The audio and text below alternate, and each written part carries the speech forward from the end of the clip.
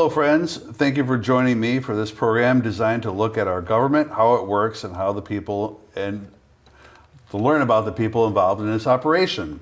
And welcome to our new home, the new home of Tutucket TV, with the help of Town Council, Public Works, the Town Manager, Town Engineer, Town Planner. We have redone the inside of this building, which was built in 1876. It was originally called the Center School. It became the North Branford Grange Hall. In the 30s, they had plays here and different musicals. And then it became the Senior Center. And then it was vacant for some time until Tutucket TV moved down the street. And we took great care in redoing the inside of this place. And now this is the new home of I Want to Know and many other events that we're going to plan on in the future. It is a form of economic development, and that is the discussion today that we're going to be having with my guests, Carey Duques, who's the town planner, and Roger Salway, who is our economic development coordinator. They've both been guests before, and I would like to thank you very much for joining me once again.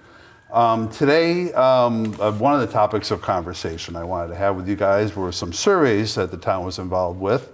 Recently, one was the POCD, which is a plan of conservation and development. And economic development. Yep. Okay. Would you like to tell me, Carey, about the focus of the POCD Sure. and the results, and maybe we can go into some of that? Sure. So thank you for having me. Sure. The Plan of Conservation and Development is a plan that focuses on the town. It's updated every 10 years, and it's required by state statute that we develop this plan to look at what residents would like to see in the town, having a long-range development plan in mind, looking at economic development, which is where we've been working with Roger very closely, looking at housing, looking at land conservation, education.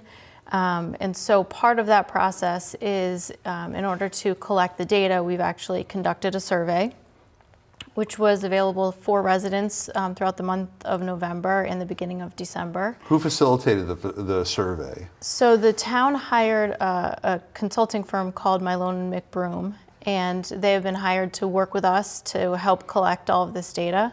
So they used online platform SurveyMonkey to develop the survey, and we emailed it. We sent it out through email subscriptions, had it on the website. So We had signs placed around town as well. Right, exactly. Sent it to our boards and commissions, and we Polling stations. Polling stations, yes. right. Roger and Mike Paulus volunteered or were requested to hand out cards at the polling stations on Election Day, which was great, even though they froze to death. What's new? Right, what's new? Right. So they're familiar with that. But so they did. We did end up receiving almost 900 responses to the survey, which was great. Which is fantastic, right? So Malone and McBroom said that was one of the best responses that they've received from towns that they've worked with throughout the state. So that was great. What were okay, there was probably 30 questions on this survey, if I recall. What were the takeaways from the survey? So, so the questions varied. They were, vary, what do you like about town? What are some challenges that you see in town? So the big takeaways were that obviously people love the agricultural content of the town. Identity of the town. Exactly. People have located into town because of commuting distances to and from work. They've either grew up in town or have lived here for a long amount of time. They really identified, again, with that open space and being able to hike on the land trust property, the town-owned properties. And then also we asked, one of the questions was, where do people want the town to invest in the next 10 years? And the top response was in education. And then the second top response was looking at a town center. So we're running with both of those topics over the next 2 or 3 months. So we have a second survey that we will be issuing, or it's out actually now. Okay. So that will be available until probably mid to the end of March. And we're taping this February 20th, so it'll be up for another month, I Right. suppose, correct? Right, Okay. yes. So that is focusing on the town center concept and asking people, would they support the development of a town campus, looking at rebuilding a new police station, possibly within the next 10 or 20 years, maybe relocating town hall, looking at moving the ambulance and EMS facility To a central location. to a central location focused around where the police station is currently and kind of in front of the DPW Okay. facility. So the Swycheck, Augur, Totucket Valley property area. Okay. Now, where is this going to be, the second survey going to be posted? So it will be available online. So again, we'll do an email blast. We'll have the link on our website. We also, throughout the entire update of the Plan of Conservation and Development, we have a website called nbpocd2019.com. And that'll include the second survey as well? Right. Okay. So that has the results from the first survey. That has the workshop results, which was held January 29th. And so we have the presentation that was given at that workshop and the results from that workshop as well. So with the POCD, what were the results? I mean, other than, okay, so we were talking about, Yep.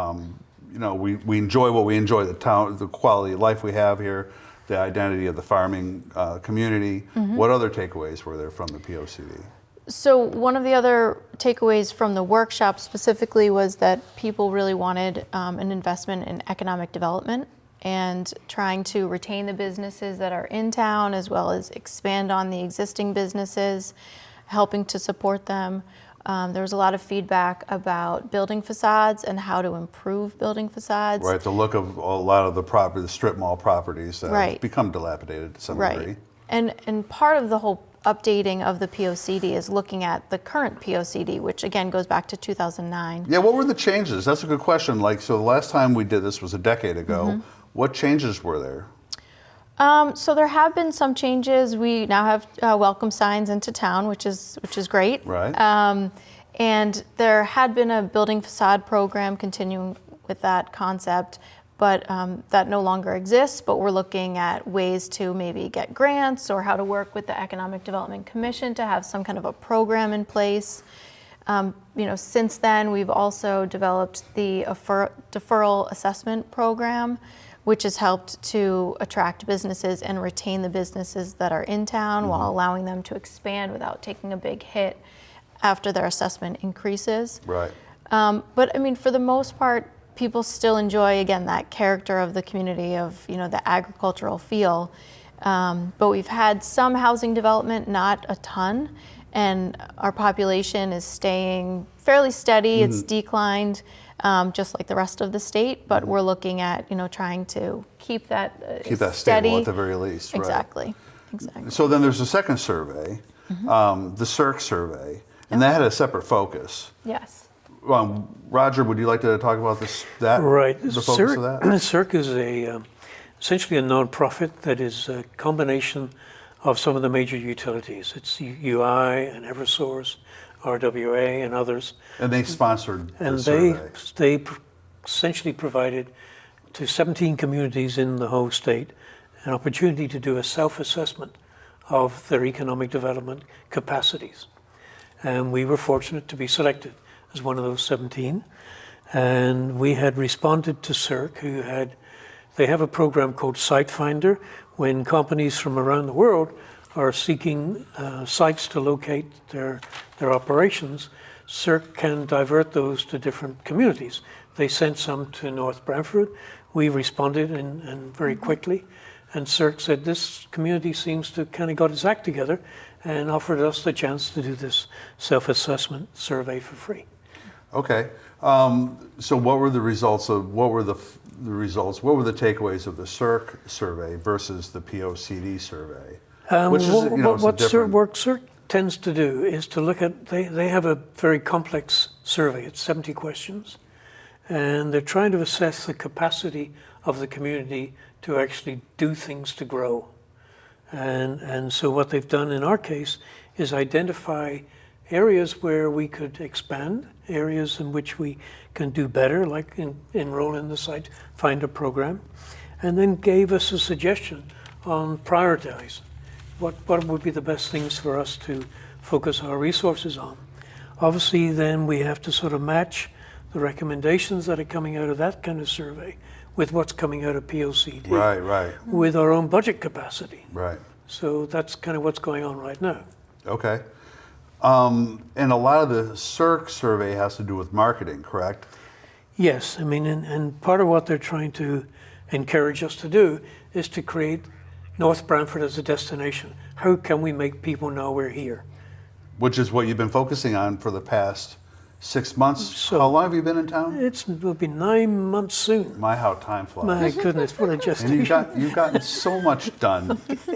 Remarkable. And a lot of what you've been doing has been focusing on marketing North Brantford to the region. Right. You want to tell us about some of the projects you've been involved with? We can start off with the Destination North Brantford video, which Tutuga TV is going to be having a hand in. Right. Why don't you tell us Sure. about Well, that? we came up with the idea that it's necessary for us to have something that's digital that we can send anywhere in the world. So if a company in Australia or in Israel is looking at North Brantford or Connecticut generally, we can then send out something that says, this is our destination. This is a place where we can play, we can work, and we can live.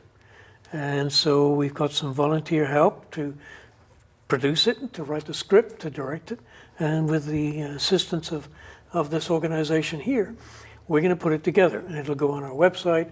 It'll be instantly available to send anywhere we need to send to say this is who we are. This is who we are. This is what we offer: location, quality of life, Right. The people that live here, the businesses that have been here a long time, Right. and how the community can supports each other. Yeah. And it'll be a bunch of face-to-face interviews with leaders of business community, the school superintendent, the town management, so that anyone looking at coming to this community to live or to play or to work can see who we are. Fantastic. Other efforts we've been doing some stuff with the Economic Development Commission.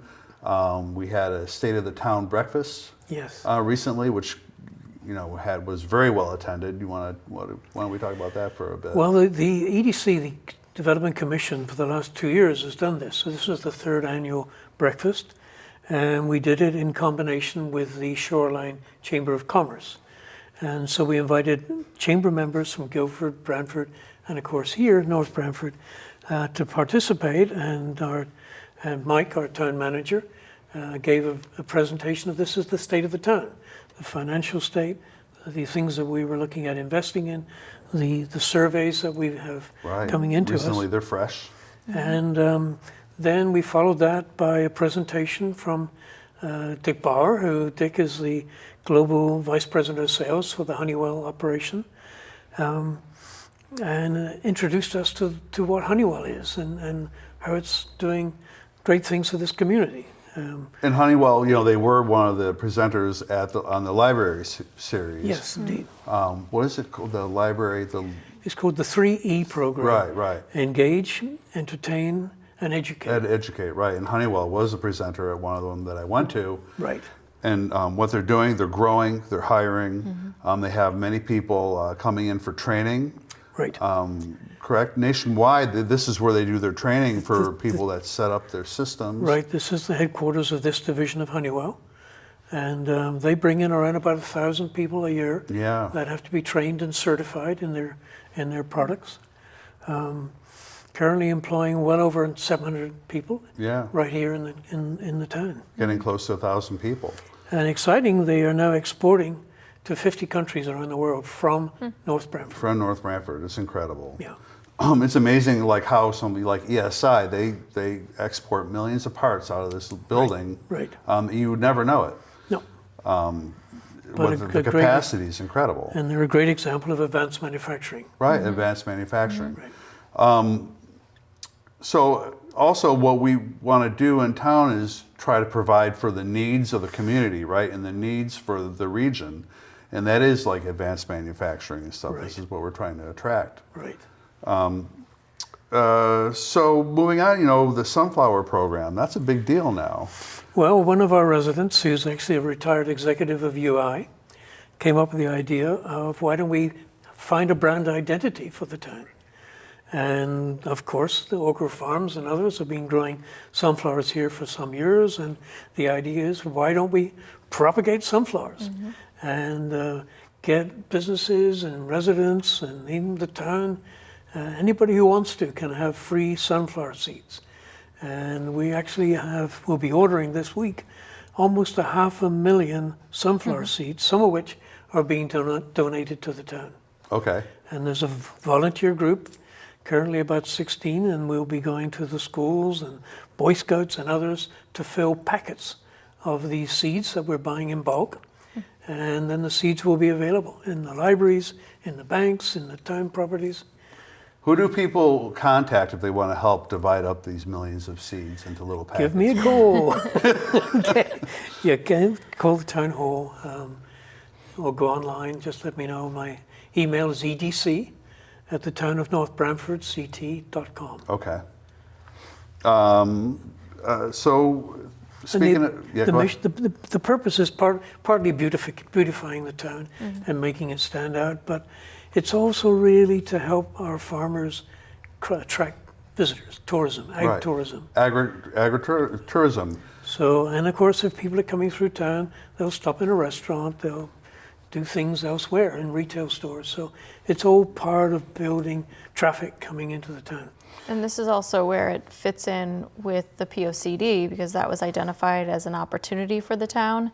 Again, with Agritourism. Agritourism. So as Roger has talked about, kind of repurposing and taking a lot of agricultural buildings and farms and taking it beyond just growing a product. So, the farm brewery is one example where they're actually taking it beyond just growing hops. The DeFrancescos are now looking at having a brewery as well. Right. And they're repurposing a house on 22, correct? Yes. And that will be the brewery. Yes. Yes. Okay. And where's that in the process right now? They've received their approval from planning and zoning, so they're in the building stage. So they have building permits to work on the interior, and so they're slowly working with DOT to get some final sign-offs. But Okay. it's underway, which is Okay. great. And the brewery will be on site in that building? Yes. Is that Yes, correct? they're keeping the facade essentially of the old property. Right. And they're Okay. building the brewery behind it. Right. That's fantastic. I will have to have them on the show Yes. so we can learn all about what they plan on doing. Well, and then there's the wineries. So the Rosa Bianca winery exists, and Right. then Rose Orchard. Rose is Orchards, building their where are they winery. in their process? Now, he has almost completed that building. Under construction, right. Under construction. So I'm not sure of the exact open date. I want to say definitely by fall Okay. of this year. They have their trees planted. They've regraded the land. It looks Mm-hmm. amazing. Right. It's going to be a nice event space. Mm-hmm. And directly opposite there will be a medical office park. Yeah, so why don't we go into that? Where Well, was that's that? sort of going through planning and zoning at Mm-hmm. this point. There's some engineering issues that'll be resolved. But that'll be a 45,000 square foot medical professional building. Mm-hmm. 2 buildings, correct? Two separate buildings. 1 story, 2 story? Two 10 stories, each one 12,000 square feet Mm-hmm. per floor. Okay. So it's around about 48,000, slightly less, and then there's going to be a bridge between the Mm-hmm. 2 buildings And what will it be used for? for essentially pre-emergency medical treatment. So there'll be specialists in there. It's not going to be a sort of a surgery. It's going to be like a primary care center. Okay. Yeah. The number we don't know for sure, but I think they're talking of the order of 100 professionals in there.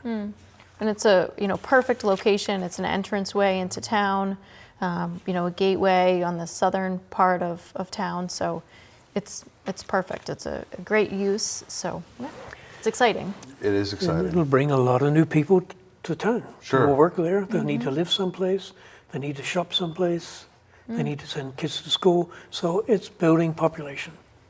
Absolutely. And, right, drawing positive attention to the town. Right.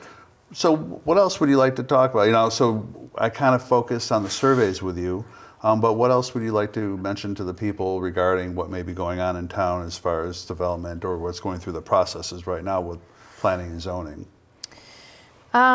We've batted around the medical marijuana quite a bit, Okay. because that is a hot topic in the legislature. So just as an update, where that stands right now is that there's not going to be any text change allowing for the medical marijuana, but we are going to have a moratorium in place, meaning that no applications will be allowed for medical marijuana for production or dispensaries at this point. That's indefinite then? It's for a year. Okay, for a year. Yep, so it just allows the Planning and Zoning Commission to really take a step back, Do research. do research, assess what's going on, and then make a decision for what's best for And our that's for town. growing or for the Both. dispensary? Both. Okay. Both. So, so yeah, that's, the most common topic, I guess, right now. And then the Okay. POCD, that will be wrapping up this spring into the summer. So we have to have the POCD completed by the end of this summer. Both surveys. Correct. Well, what both need- surveys. So the end product will be Yeah. an actual document Okay. that will be around 75 to 100 pages. Okay. And the key to that document, in my mind, is probably a 5-page action item, Okay. which I'm picturing as like a A table. synopsis, if you will. A synopsis, Yeah. right, kind of listing out the objectives. So based on all of the research and And what we can do, results because a from- lot of it does take money and development and a Exactly, lot of right. different stuff. Sure. Right. So what's possible to? What's possible, and then who's responsible, and then the timeline in which we expect to complete it. Okay, very good. Mm-hmm. And were we able to accomplish this in the last one? Not everything, Okay. but that's not surprising. So again, this is just a guidance document. We're not required to complete all Sure. of these. It's really something that should be visited definitely every year, absolutely every 5 years. But our goal, I think Roger and I have talked about this, as well as the rest of the steering committee, which includes the town manager, Dave Sargent from the Land Trust, and Mike Paulus, the town manager, and Roger and I. So we've kind of all talked about that going forward, we would really like to have a plan that is revisited on a regular basis so that we don't let these things just kind of lapse. And and a lot of things are attached to what you come up with your synopsis. If we want development along 80, then we have to talk about what are we going to do about sewer Yes. and water. And zoning And to make sure zoning. that it's zoned business and Right. So then there's a lot of other things that do take time, but Yes. then they develop somewhat of a focus as to how to go along with those. right. And having that framework just allows the town to move in that direction, and so that we're not revisiting the same questions over and over again. It then says, well, we've done a survey about this, and this is the response that we've received. So if we need to hone in and be more specific about initiatives, And then how do we go can do about that. accomplishing this and Exactly. put a check by it and move on to the second one, Right. Yep. ideally. Roger, anything, what would you like to discuss regarding economic development and your efforts going forward? Yeah, I mean, essentially, economic development is focusing on two things. One is expansion of revenue. That's retention of existing businesses, and expansion includes growing companies. Like Honeywell is growing, added 40 people last month, Right. have currently 29 vacancies, I think, the last count. Wow. So that's part of expansion and part of revenue generation. And the other, of course, is doing, as any business would do, is containing costs. So we're looking at anything that might improve essentially the cost basis of being here in the town. And that might include renewable energy. So there's some work that UI is leading at this point along the corridor of Route 80, where they would like to see us find ways of helping them reduce their peak load. And at the very same time, hopefully it can help reduce the town's expenses when it comes to electricity as Exactly. well. So- It's demand. So increasing the town's sustainability, if you like, is both driving growth and driving and down reducing costs, Yep. reducing expenses. Yep. Anything else? I don't know. I would like, I think this is important to me that we mention how, or highlight how you've been working with other towns in the area. I mean, you've been working closely with Brantford, you've been working closely with Madison, correct?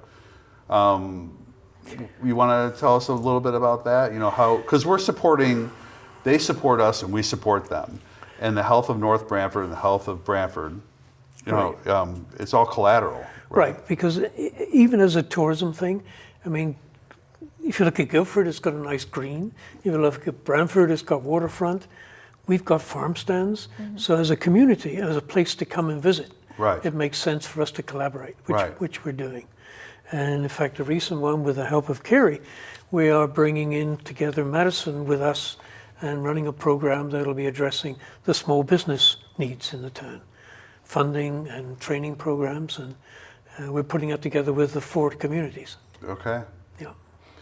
Well, okay, I would like to thank both of you very much for all your efforts, for all what you do for the town on behalf of the residents and the businesses.